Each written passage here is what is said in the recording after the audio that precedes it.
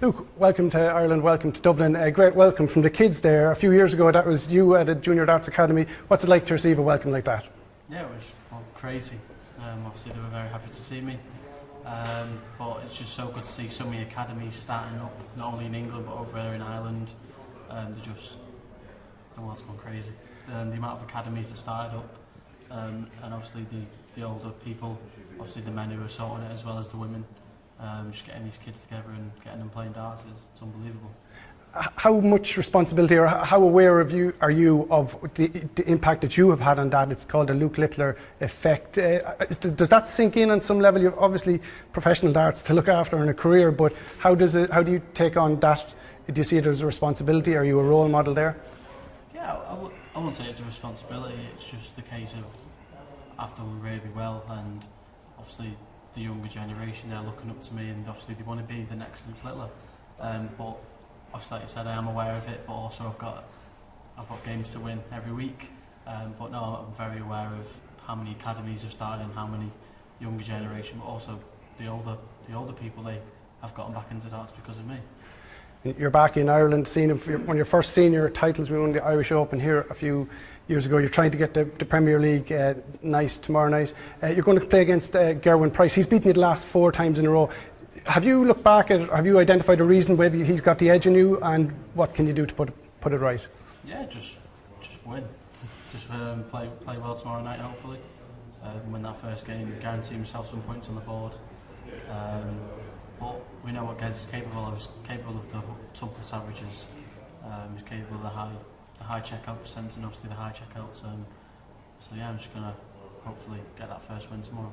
You only had 1 walk on last year. You were beaten in the quarter final. You're obviously hoping to get three tomorrow night, and in front of a brilliant Irish crowd at the Tree Arena. It always seems to produce one of the best atmospheres in the Premier League. Yeah, well, it was the same as last year in Glasgow. Lost my first game, and I went on to win it this year. So hopefully losing first game last year can get me to win the whole thing this year. Speaking of Glasgow last week, the crowd were on both yourself and Luke Humphreys' back. Do you think that's something, have you learned from that experience? Is it about not reacting? How would you deal with that going forward? I think it probably is the best reason to go about it. Just leave the crowd, kick them out, or do whatever. What you seen last week when Kirk said stop whistling, it got even worse. I missed 2 shots at double 10, and then Luke he takes the next leg, and then that was crucial at 5-4. But then I went on and got the win. So I think it's best off if the referees just stay quiet, because if they tell them to be quiet, they're just going to do what they done last week.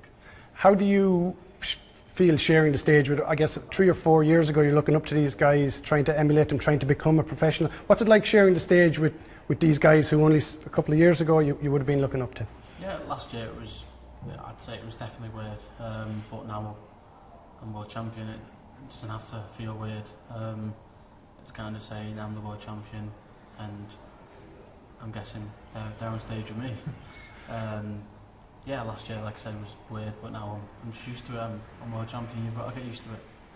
Just when you see all the kids here today, what would be the main tip you'd give to a guy who wants to get up and reach your level, guy or girl who wants to reach your level? There's so many things you don't want to do. I'd say the biggest thing is social media.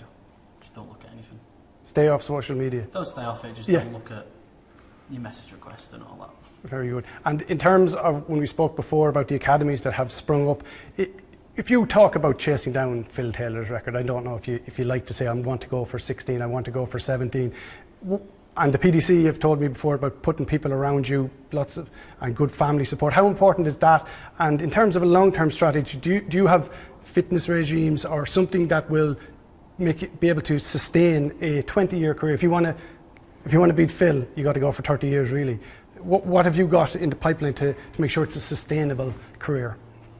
Just keep going. Like I said in previous interviews, Michael Van Gerwen, he said once the fire's out your belly, that's when you have to stop it. Otherwise, you're going on these stages throwing darts with just freedom. You don't really want to be winning.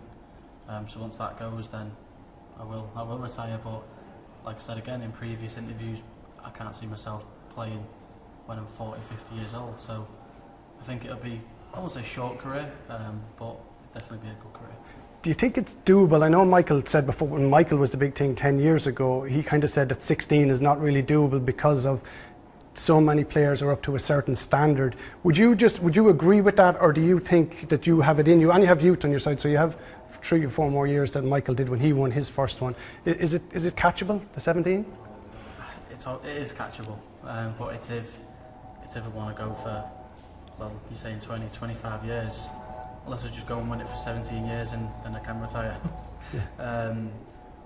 But yeah, if I want it, then I'm sure I'll go and get it. But if I don't want it, then I'm sure I'll have a good career anyway. Very good. I'll let you go in a minute. Just finally, the importance of the support of the good people around you and the family in keeping that hunger, in keeping that grounded. You're the first kind of darts native who didn't have to go through, say, years and years of player championships and winning up through majors, that you kind of sprung on so fast. How important is it to have that support to stay grounded, and how do you think you're dealing with what you've done over the last 14 months?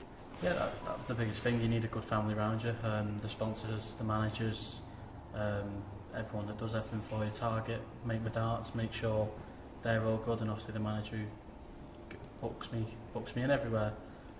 So they're definitely the people that keep me grounded and keep me level-headed. Brilliant. Thanks very much. No worries, thank you.